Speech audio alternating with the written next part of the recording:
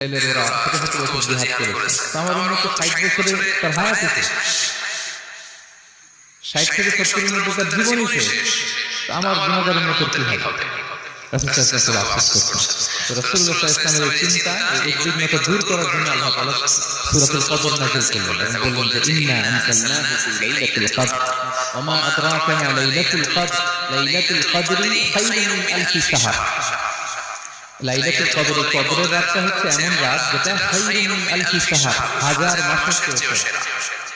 ১০০০ মাস লাগাতার ইবাদত করলে যে সওয়াব, কদরের রাতে ইবাদত করলে সমান সওয়াব হবে নাকি? সমান হবে না। আল্লাহ তাআলা বলেছেন খায়রুম মিন আলফি শাহর, না এর চেয়ে শ্রেষ্ঠ, এর চেয়ে বেশি। হাজার মাস অর্থাৎ ১০০০ মাস মানে ৮৩ বছর ৪ মাস। তো কদরের রাতে যদি আমরা ইবাদত করি তাহলে ৮৩ বছর ৪ মাস ইবাদত করলে যে সওয়াব, সে সওয়াব আল্লাহ তাআলা আমাদের আমল নসিব করবেন।